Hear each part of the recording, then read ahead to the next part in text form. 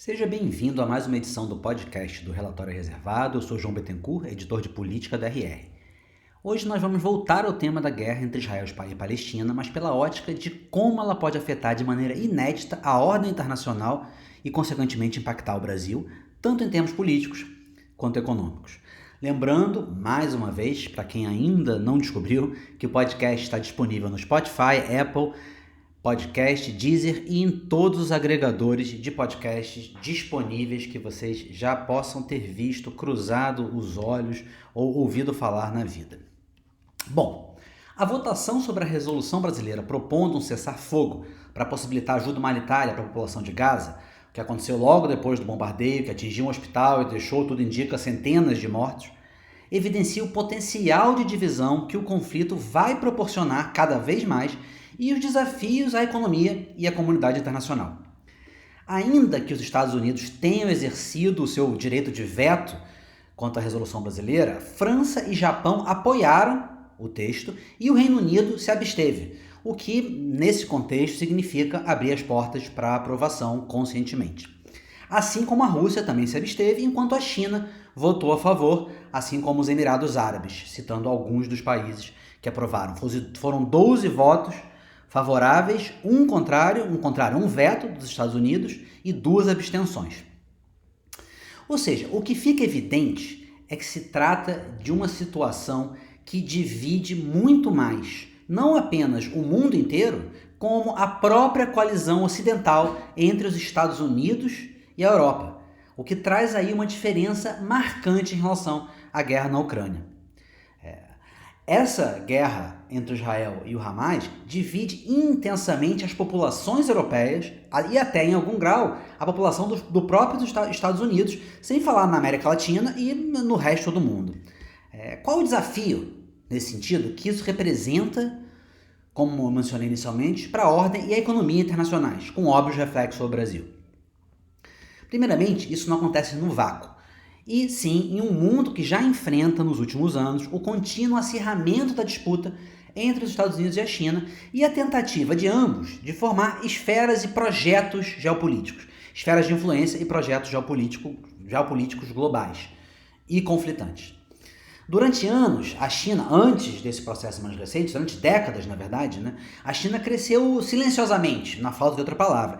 Isso quer dizer o quê? Que cresceu evitando apontar para maiores ambições como superpotência, especialmente como superpotência militar, mas até mesmo em termos de influência geopolítica, de influência nos principais conflitos globais e, enquanto fazia isso, ampliou largamente a sua presença econômica, basicamente em todas as regiões do mundo. A gente pode destacar o que já foi chamado, ainda é falado por alguns militares nos Estados Unidos, por exemplo, e no senso comum, muitas vezes, como quintal geopolítico dos Estados Unidos, que é a América Latina.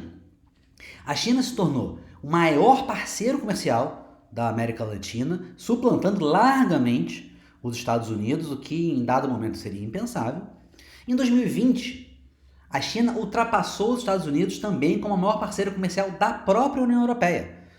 Isso sem a gente falar em pesados investimentos em infraestrutura na África, relações com a Índia, a Ásia em geral, em todo o mundo, em todas as regiões e países do mundo, com uma forte ação de expansão e internacionalização econômica chinesa.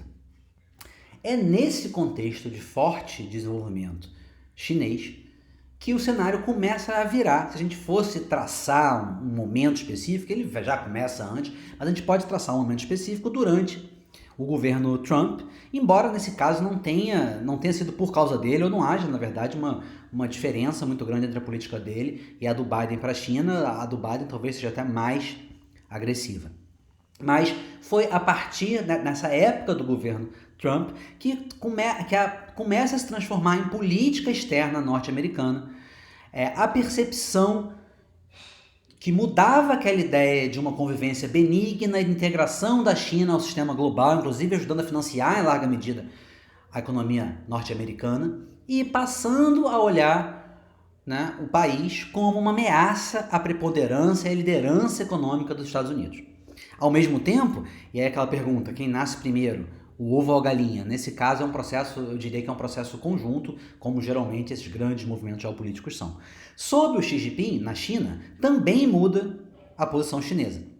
O país passa a trabalhar para que o seu peso econômico, a essa altura já muito grande, se transforme num poder geopolítico real. Desenvolve e operacionaliza blocos e movimentos nesse sentido, começa a agir diplomaticamente de outra maneira, começa a investir cada vez mais militarmente, né? E assume cada vez mais abertamente, isso vai desembocar muito claramente esse ano e ano passado, na defesa de uma espécie de nova ordem mundial. A China chama de uma ordem multipolar, remetendo a uma visão já que vem desde o fim da Guerra Fria, mas na verdade ela prega algo que vai além dessa ordem multipolar, né? Uma espécie de nova ordem, tirando os Estados Unidos da posição de grande liderança global. Nesse processo, a China se aproveita de uma imagem de distância e por vezes negativa dos Estados Unidos, sobretudo em países do sul global. Esse processo no qual a China, por exemplo, entrou muito forte na América Latina e se tornou a principal parceira comercial do continente, vem em toda uma décadas nas quais os Estados Unidos, em termos econômicos, passou longe de priorizar a região.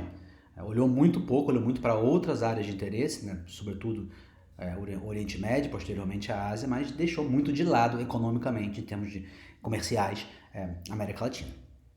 Junto a isso, de uma posição sempre intransigente, mas essencialmente passiva quanto à autonomia de Taiwan, a China passou a atuar e contestar o Ocidente ativamente. Não só agindo cada vez mais agressivamente diante de qualquer manifestação, aparentemente pró-Taiwan, como indicando que a integração que ela buscava não existia mais apenas conceitualmente ou como um ideal a ser atingido como foi durante muito tempo, e sim como um projeto concreto, como um horizonte que tem aí um objetivo de acontecer em alguns anos. Além disso, mas na mesma linha, com menos resistência, avançar cada vez mais para o controle de Hong Kong. Quando vem, então, a invasão da Ucrânia pela Rússia, esse cenário de disputa econômica e geopolítica tem a oportunidade de se materializar pela primeira vez de forma mais clara em uma disputa envolvendo questões militares e de relações internacionais centrais. Militar em menor escala para a China, mas ainda assim mais em enorme escala para os Estados Unidos e também para a Europa. Aí, as divisões e buscas por constituições de blocos já vinham antes, né? Mas se refletem. Já vinham antes como a gente já percebeu, já tinha acontecido com a decisão dos Estados Unidos de restringirem o acesso e o desenvolvimento de supercondutores pela China, consequentemente de chips avançados, também com limitações para limitar o mercado da China no 5G global, na Europa, na América Latina. Nesse caso, uma disputa econômica, mas uma disputa também pelo domínio tecnológico e assim dos mercados e da liderança na inovação no futuro, que envolve também a questão militar. Assim como, por outro lado, mais recentemente, a China trabalhou para ampliar e tornar os BRICS, por exemplo, um reflexo, ainda que parcial, dessa tentativa de criar novos fóruns de ordem global, de alinhamento global, independente dos Estados Unidos e, em alguma medida, concorrentes. A ação da China visa tirar dos BRICS apenas aquela ideia de um organismo benigno, paralelo, que envolve grandes países, mas não exatamente no caso da China, mas no caso do Brasil, da África do Sul, em desenvolvimento, ou seja, uma outra ótica de desenvolvimento, mas passa a tentar orientar o bloco como um ator mais forte no cenário internacional, inclusive economicamente, com o fortalecimento do Banco dos BRICS. Então, novamente, como a gente estava falando, com a guerra da Ucrânia, essa percepção e movimentações para criar essas esferas de poder e alianças preferenciais se intensifica. Aumenta largamente a proximidade e se forja uma aliança profunda entre a China e a Rússia, e a China busca atrair outros aliados a partir desse eixo, como a Índia, aprofundando as ligações políticas com o Irã e com outros países, né? O Irã que recentemente entrou nos BRICS. Mas qual a grande diferença? Ou uma delas? O Putin não representa, mesmo para os seus mais arraigados defensores, uma causa universal, muito menos uma causa humanitária, histórica.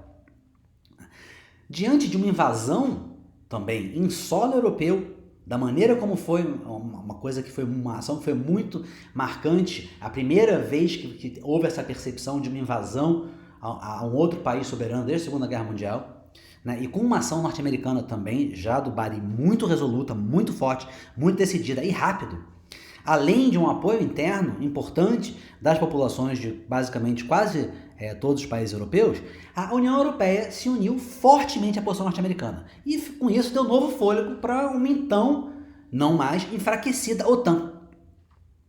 E a aliança militar, né, que a OTAN representa, mas que também é uma aliança econômica e geopolítica.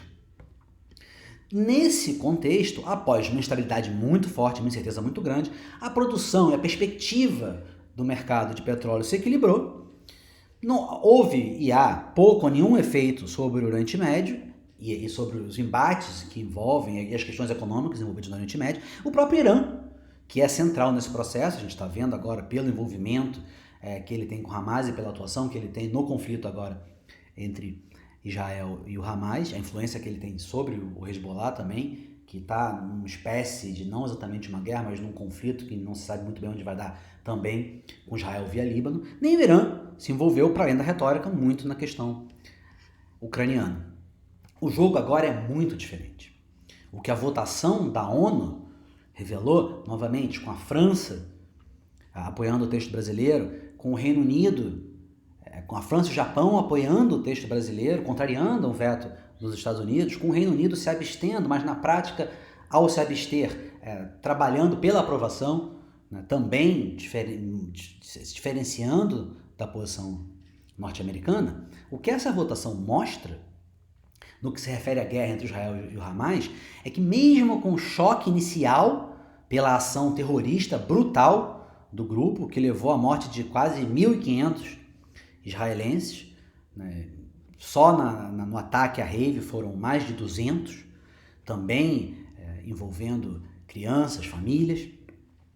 Mas após esse choque inicial, o que a votação mostra é que não existe e não vai existir cada vez mais a mesma unidade entre os Estados Unidos e a Europa, e pode-se dizer ir para além, para o mundo inteiro, mas particularmente essa unidade essencial, uma unidade que sustentou toda a estrutura do pós-guerra e que foi reativada com a guerra na Ucrânia entre os Estados Unidos e a Europa, não está ativa e não estará cada vez mais em relação à guerra entre Israel e o Hamas. O apoio incondicional dos Estados Unidos, ou a sinalização que os Estados Unidos dá de apoio incondicional a Israel, mesmo que exista uma enorme solidariedade à violência que foi sofrida no país, não é partilhado por todos os países europeus, e mesmo quando novamente a gente viu na votação da ONU, é muito mais matizado.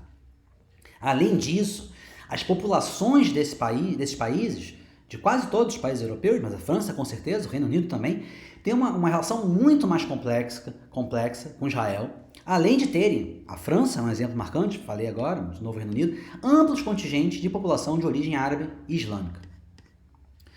No Oriente Médio em si, obviamente, a situação é ainda muito mais complexa. Desde alguns anos atrás, 2020, mais ou menos, e antes, há uma forte atuação para normalizar as relações de Israel com os países árabes da região, em essência, repaginando a geopolítica local e isolando fortemente o Irã. Foi o que houve com o acordo com Marrocos e Emirados Árabes, entre alguns outros, né? E às vésperas do ataque do Hamas, aproximava-se o que a gente pode chamar de joia da coroa desse processo, que é um acordo entre Israel e a Arábia Saudita, aliada dos Estados Unidos, maior produtora de petróleo da região e uma eminência nem assim tão parda da OPEP, né? A instituição que tem inferência direta, junto com a Rússia, né, a OPEP+, na definição dos preços globais de petróleo.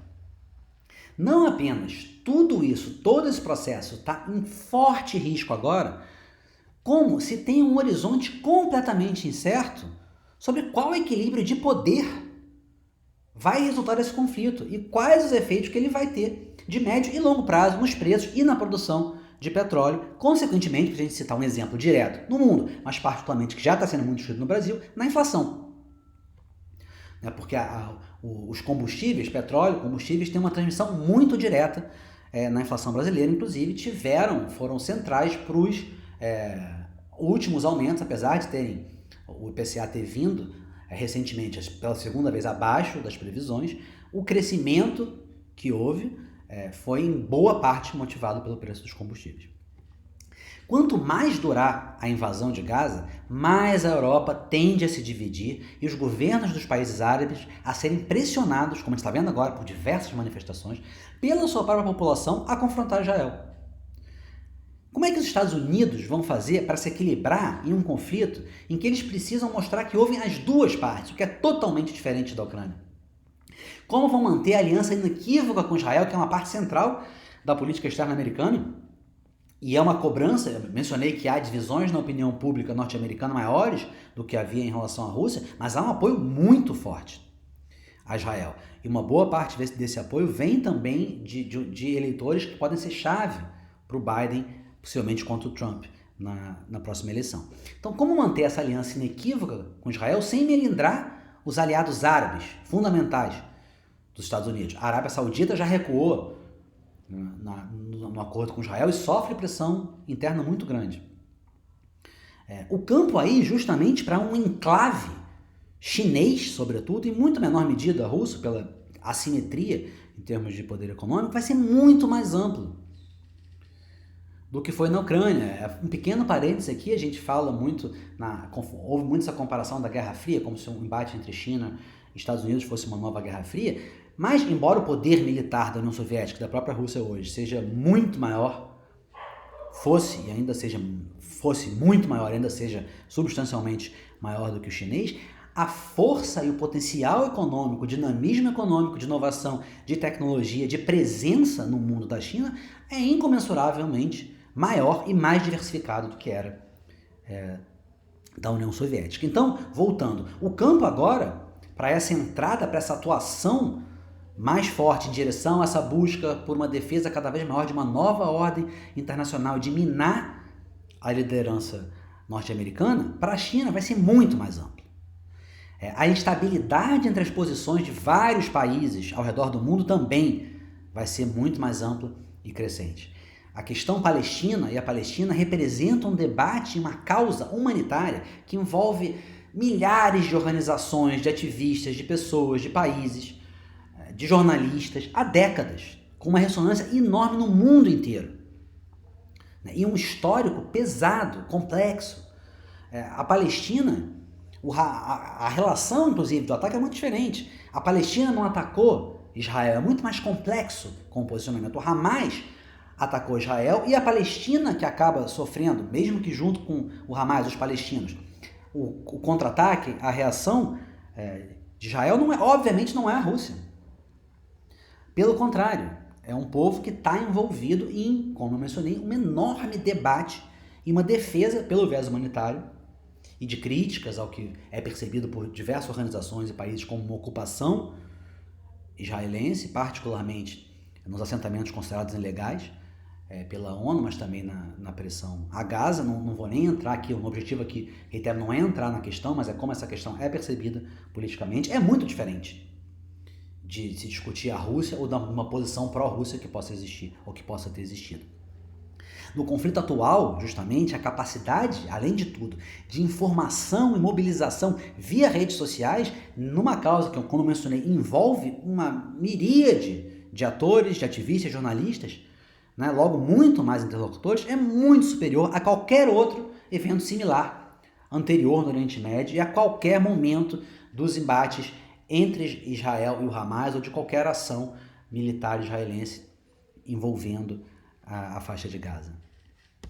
Sendo que na dimensão que está acontecendo, talvez nem tenha havido de parte a parte, não houve uma ação terrorista e com um grau de letalidade do Hamas nunca, nesse nível, ou de qualquer outra organização palestina, e não há uma reação, também não houve uma reação de tamanha força militar e de tamanho horizonte militar quanto que a gente está vendo. Pelo menos tudo indica até o momento de Israel na faixa de Gaza.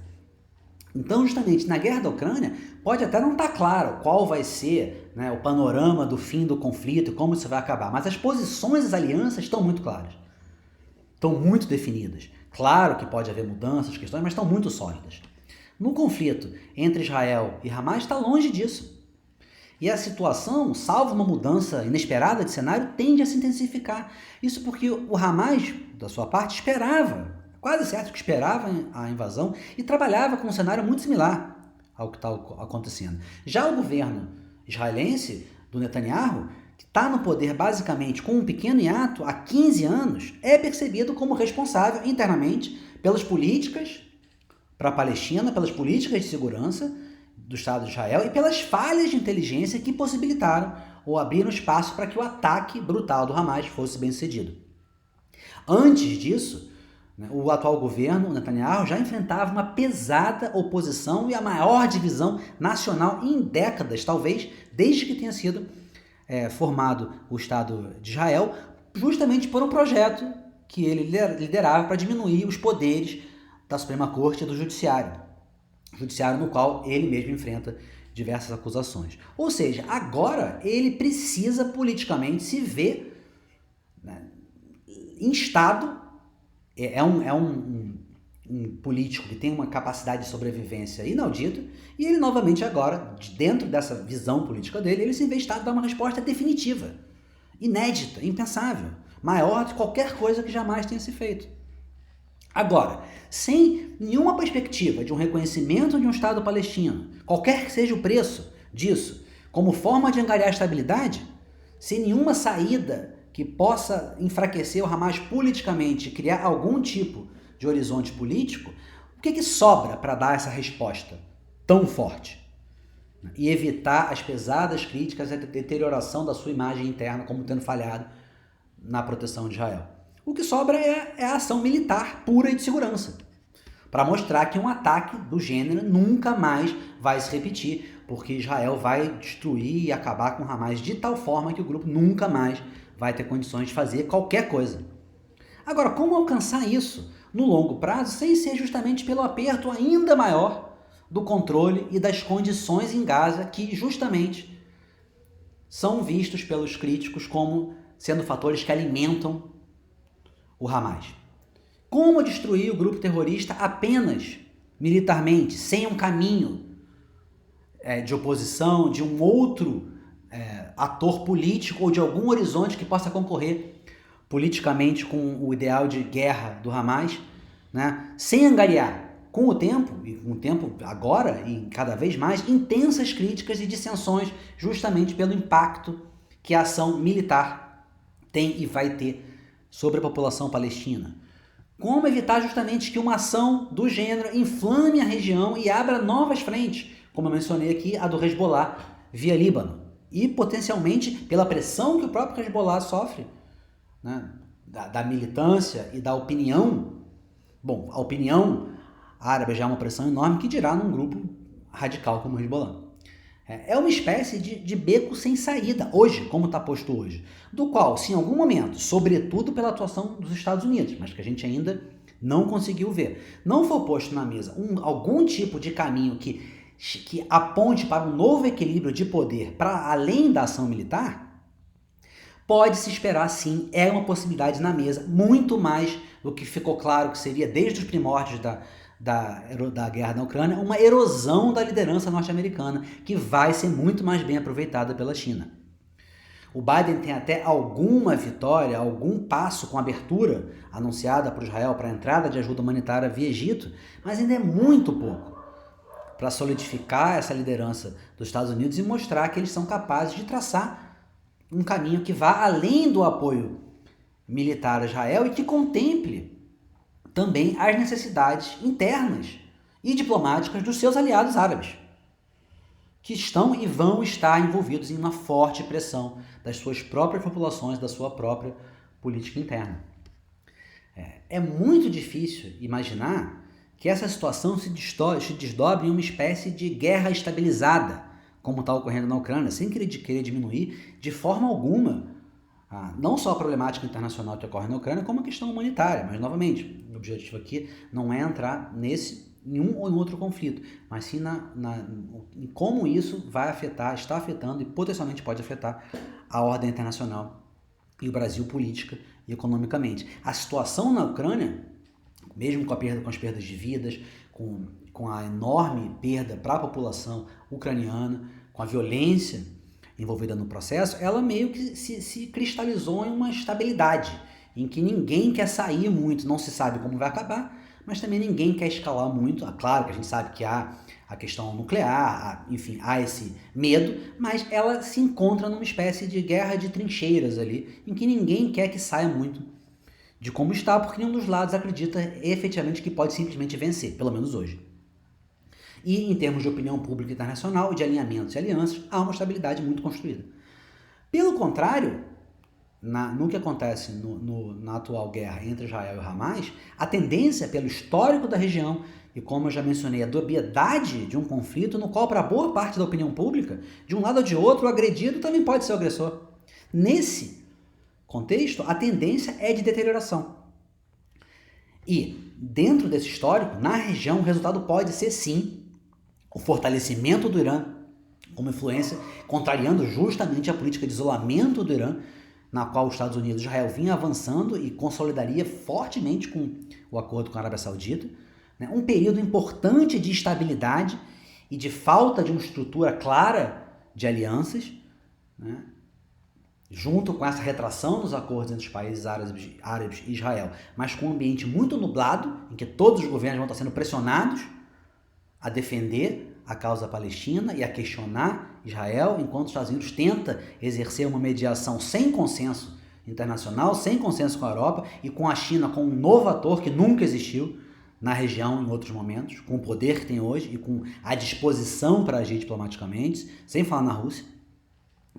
Nesse panorama, pode haver, além de tudo que a gente já falou aqui, realmente, em termos globais, efeitos duradouros, ao menos no que concerne a previsibilidade nos preços do petróleo, sem você alcançar uma espécie de equilíbrio, mesmo que dentro de uma situação de instabilidade, como acontece na Ucrânia, mas uma imprevisibilidade muito maior, com oscilações que podem ser muito mais frequentes e com movimentos que podem ser mais difíceis de monitorar.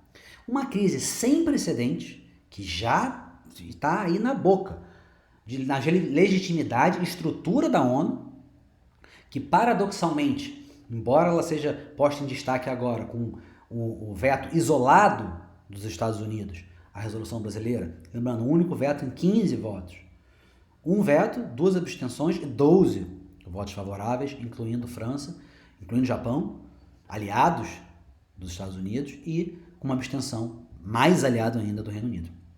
Então a gente está olhando uma percepção de que a ONU é incapaz de agir, né? E embora, terminando a frase, embora essa percepção seja alimentada pelo veto dos Estados Unidos, possivelmente essa perda de legitimidade interessa até mais a China e a Rússia, já que a China busca justamente essa ideia de uma nova ordem, e a ONU é parte de uma ordem que vem desde o pós-guerra.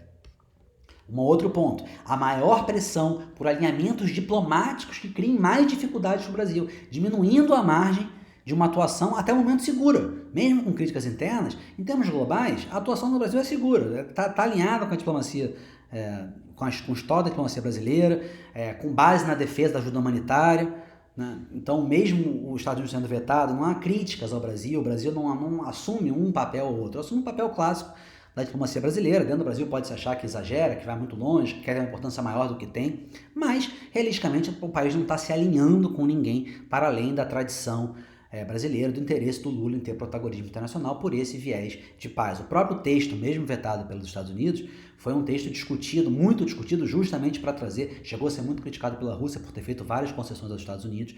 Então a atuação para o Brasil até agora, em termos de alinhamentos internacionais, é segura. Mas essa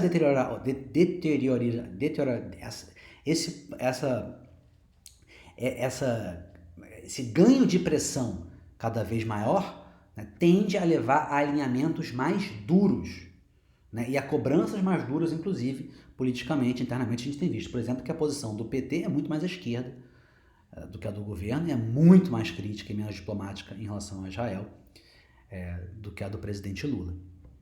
Então, são diversos, né, os problemas, os desafios, né, e as incertezas que vão estar no horizonte, no curto, no médio e no longo prazo, tanto em termos econômicos e internamente para o Brasil, quanto em termos da ordem global e de como o Brasil vai poder aproveitar ou vai ser pressionado a se alinhar diante desse pano de fundo, que é o pano de fundo tanto da guerra da Ucrânia e é novamente agora, apesar de a gente não perceber tanto, porque a China não tem, né, não tem uma tradição, uma entrada tão grande nas questões do Oriente Médio, mas vai ter nessa, muito mais do que teve antes. Né? É esse embate e essa busca de um lado para uma nova ordem global e da busca dos Estados Unidos por manter a liderança geopolítica, econômica e moral que está por trás de todo esse processo agora. Né? Processo esse que pode sim e tem muito mais potencial de levar a realinhamentos e desequilíbrios no Oriente Médio, na produção de petróleo e nas relações diplomáticas e alianças diplomáticas globais, inclusive entre Estados Unidos e Europa, talvez sobretudo entre Estados Unidos e Europa, do que teve e do que ainda tem a guerra na Ucrânia. É isso, gente. Até o próximo podcast do Relatório Reservado. Como sempre, vamos ficar ligados em todos esses desdobramentos e vamos trazer para vocês aqui novas possibilidades, novos acontecimentos e novas análises, seja sobre o tema da guerra, seja sobre outros. Né? Temos aí semana que vem, de novo não teve essa semana, mas tem semana que vem a votação prevista, né, do projeto de taxação dos fundos offshore e exclusivos no Brasil, que a gente tem falado muito, outro tema, mas vamos ficar ligado nisso também, talvez seja nosso tema do próximo podcast, junto com o que vai estar acontecendo no Oriente Médio e o papel do Brasil nesse processo. Então, nos vemos em breve, fiquem ligados nas análises políticas diárias do RR Destaque e nas notícias do Relatório Reservado, como eu sempre lembro aqui, traz os principais movimentos das grandes empresas, da economia brasileira, com diversos furos que pautam decisões e ações de negócios e também políticas públicas e privadas que influenciam na sua vida. Até a próxima, galera!